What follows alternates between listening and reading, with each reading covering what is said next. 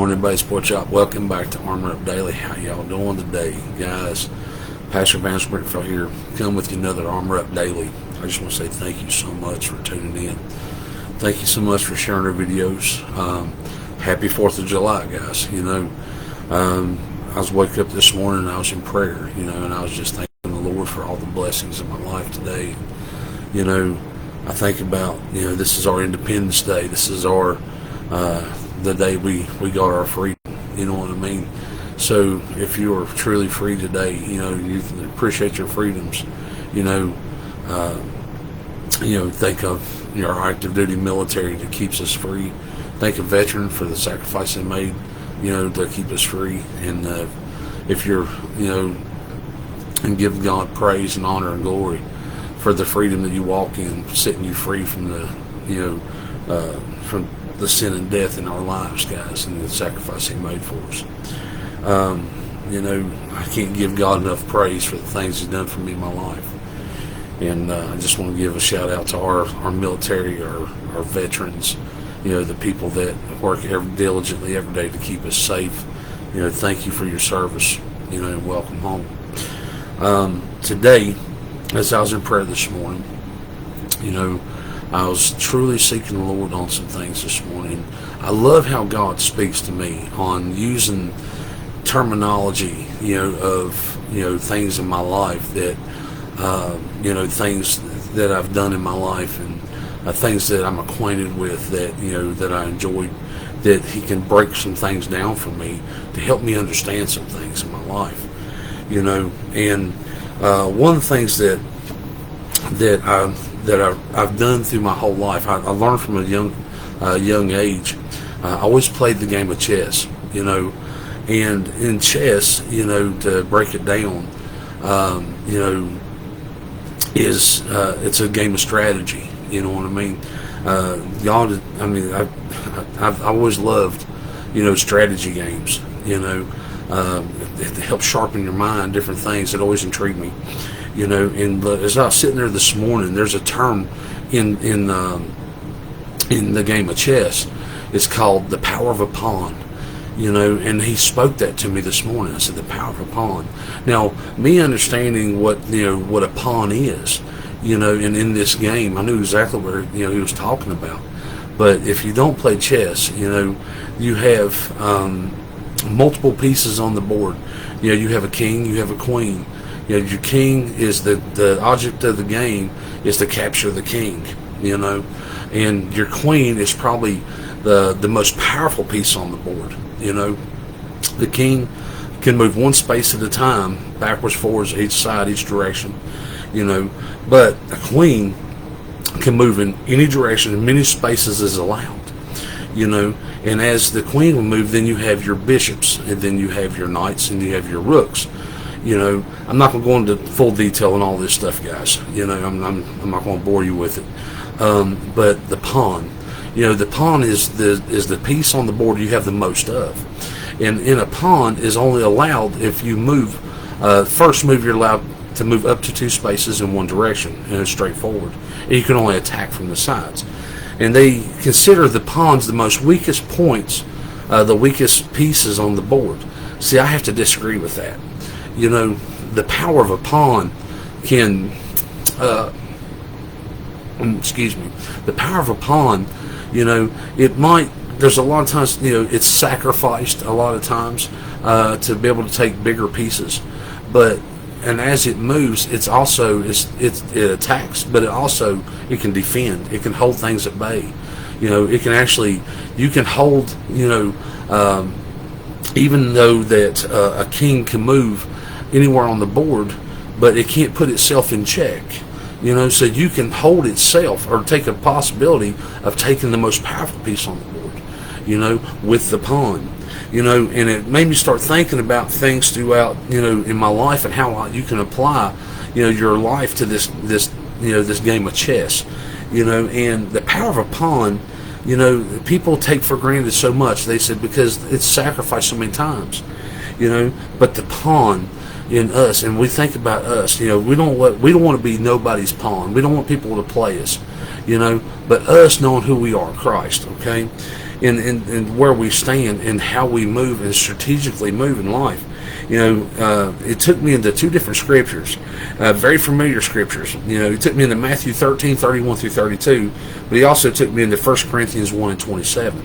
So if you look at Matthew 13, 31, 30, and 32, all right, it tells us here plainly. It says, another parable he put forth to them, saying that the kingdom of heaven is like a mustard seed, which a man took and sowed in his field, which indeed is the least of all seeds. But when it grows, it's greater the greater of the herbs, and becomes a tree, so that the birds of the air can come and nest in its branches. We talk about mustard seed faith. We talk about using something so small, and God can do such a big thing with it. And you think that you might just be something small in life that God can't use. You're just very minute. You're just like the dust in the wind, as the song would say. And the thing is that you have a very precious power that lives within you, that God is going to use. Your plan and purpose, and strategically placing you piece by piece, and step by step. And you being, don't thinking just because, that you are not, how do I put this, Lord? That you are not worthy, because you are worthy. He made you worthy to be able to do certain things. You might not have the ability yet, but God, equips who He calls. He doesn't call the equipped. He's not called the ones that think they already know everything. He's going to do on-the-job training with you. You know what I mean? He's going to put you under construction. He's going to work on you. And as you grow, you can make impacts wherever you go. You might not think that you're gaining any ground. You might not think that you're growing fast enough. Listen, take your time, honey. You spend that time with the Lord. You spend that time with Him. Because here's the thing: there's things that God can use. He spoke to me a long time ago. He actually spoke it to my wife. And she said to me, she said, God can do a whole lot with very little. And I started looking throughout history, throughout Scripture, and how God used little things. He used He used one person to change nation. He used a little Jewish girl to save all of Israel. Do you understand that He can choose, and what He does and the plan and purpose for your life can make a major impact for you and the future of other people? I look at how small David was when he was anointed king. That he was the least of all his brothers. That they were all head and shoulders above him. That he was just merely tending his father's sheep. But even in the field, as he was tending his father's sheep, that he took on the bear and he took on the lion and he retrieved the lambs that they had taken. He said that he took the lion by the beard, and he said he killed it with his hands. You understand that when he came, in to his brothers on that day, when all of Israel standing there looking at a giant, and they're sitting there scared to death, and they're thinking, what can a man do to this person, this man of war? And David said to himself, he says, who are you that to defy the Lord my God of Israel? See, all of Israel seen how big he was and was afraid. And David seen a giant, that he couldn't miss. He seen a target, says, as big as he is, I ain't gonna miss him. That's like shooting the broadside of a barn. You know what I mean? That's in ourselves, guys. And as we stand in what we do, it's our perspective of what are we looking at? Do we feel like a little something small and minute? But see, when God is using you, that makes you so much bigger. You face down things of the enemy. You face down these spiritual attacks that come, these things in life, and a lot of people let fear creep in. And you can't let fear creep in. Why? Because God told us to be courageous. He says, be of good courage. Have I not commanded you to be of good courage? A lot of people say, well, I'm afraid. Then you have some people that, that look at it and say, you know what, I'm not afraid of nothing. He'll hunt a grizzly bear at the switch. And the thing is, that's not so very true, because you know what? The point of being afraid and having a fear, is that you don't have any courage, and the thing is, if somebody says that they're not afraid of nothing, that's a lie, because they do have a fear that's in them. They have, or a fear that tries to get on them. See, he told us to be courageous and to have courage. Why? Because, courage is not an absence of fear. It is facing your fears with faith, in overtaking those fears. That it takes somebody that's more courageous to stand up to a bully. It takes somebody more courageous to stand up to things of this world, in the situations in your life, and just swallowing down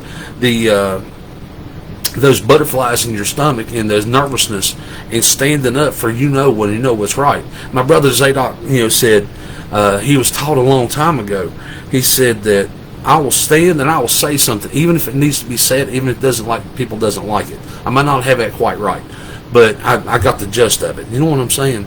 Even though that it might make you unpopular, it might make you think that you're not, that people don't like you, you swallow that thing down, you say what you need to say. You lift up those things that needs to be said. You understand? That's what being courageous is. That's what's having, courage. But don't ever, think that you're so small that you can't do anything. Because I'm going to tell you something. God has chosen you to do things and change things in people's lives. Why? It tells us in in 1 Corinthians 1:27. It says, but God has chosen the foolish things of the world to put to shame the wise. And God has chosen the weak things of the world to put shame the things that are mighty. Why? The mighty things that try to rise up against us, guys. Even though that you might feel like you're a pawn in life, and even though that you might feel like you're not making ground, let me tell you something what a pawn does. As it moves and as it grows, and as it takes the pieces on the board, it can hold kings at bay. It can take the most powerful piece on the board if it's misused. You have to be careful with the power of a pawn. And as you move up the board, if you make it to the other side, guess what? When you make it to the opposite side, it makes you it can make you the most powerful piece on the board. You change from a pawn to a queen, or you can change your pawn to a king. You understand that right there in itself, guys? That the power of a pawn and the things as that it has that much power. There right there is where it stands. That shows you, just because you have very little, and just because you might feel small, you can do great and mighty things through God, and He will promote you. Because when you get to the end, it says that He said, we'll have our crowns, right? He's going to make you. He's made you kings and priests, kings and queens and daughters of God, guys. Of this kingdom, that we walk and we talk with Him. That we go and we that gain the ground, we plant the seeds, we tell people about Jesus, and His kingdom that's coming. And when we stand with Him, guys, I'm going to tell you something. We are a royal priesthood. We are the head and not tail. We are above and not beneath, right? Those are the blessings of God and what He has made you and created you to be. Listen, the power of a pawn.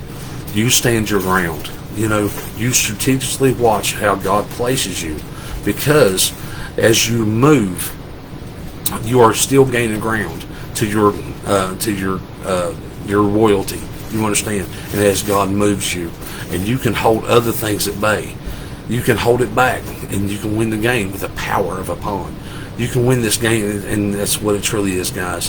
This is a hard game of life. Jesus said that He came to give us life and give it in a more abundant life. But you know what? He never promised it would be easy sometimes. Sometimes you got to go through some valleys. Sometimes you got to fight some battles. Sometimes you're on the mountaintop with Him, which is the great things. It truly is. But there's times that you have to be able to grow. You have to be go through these valleys. You have to go through this stuff, and as you move, watch where you place your step. Follow him. Keep your eyes on Christ. Guys, I hope you've enjoyed this today. The power of a pond. Just because you might seem very small and very little, God can do great things with very little. You understand? If he can use one man to part waters, if he can use a boy to kill a giant, you understand? If he can use one man, the one that is made flesh, the Word made flesh, to save the whole world, past, present, future, and he's given us his power and authority. Guys, we stand in that. We stand on his word. We stand on his promises. And you sit there and just don't sit there and start speaking death of yourself, but speak life.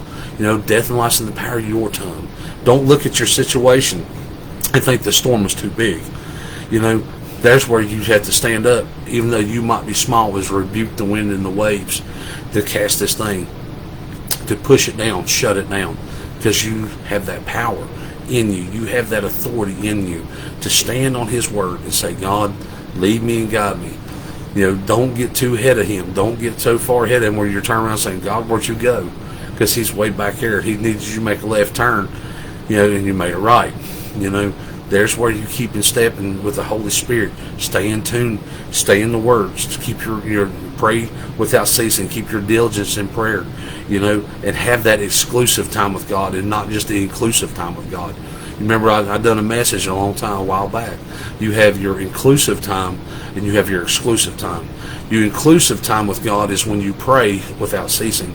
You allow God, to walk with you, that you spend that time with him, talking to him throughout the day. But the exclusive time with God is so important. It's when you go and you have that time picked out. It's just for him, to get in your word, to get in your prayer closet, to turn on your praise and worship music and just sing and dance in front of the Lord. That is so crucial. But see, there's where you get your marching orders. There's where you get your instructions.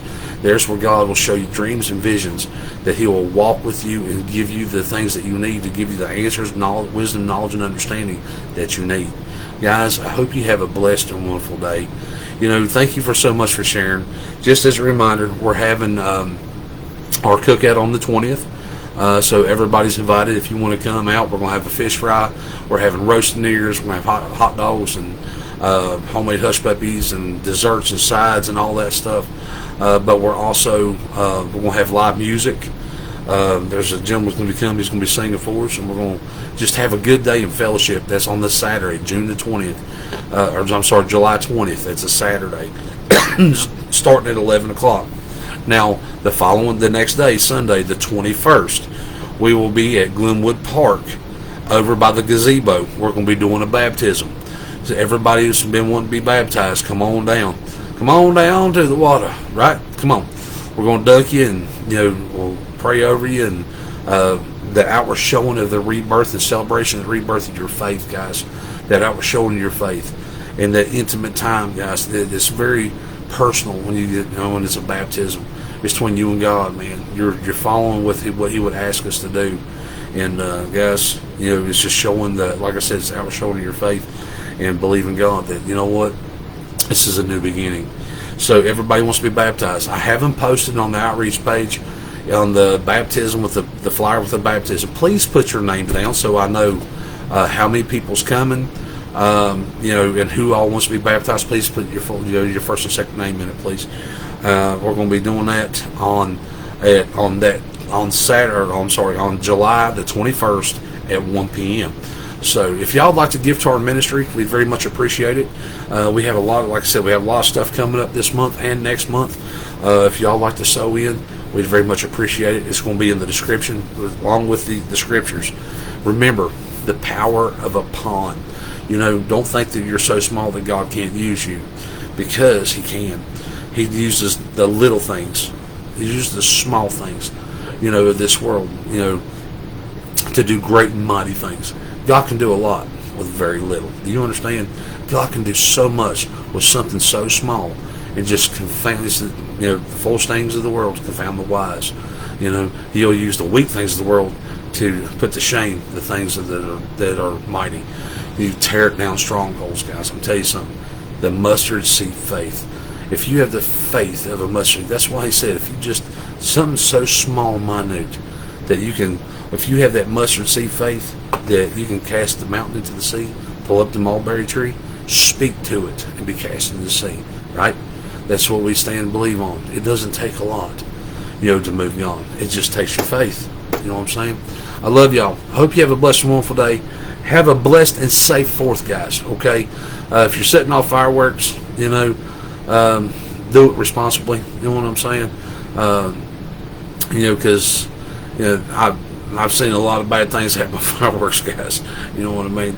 So y'all just be safe and watch them babies out there and watch you youngins.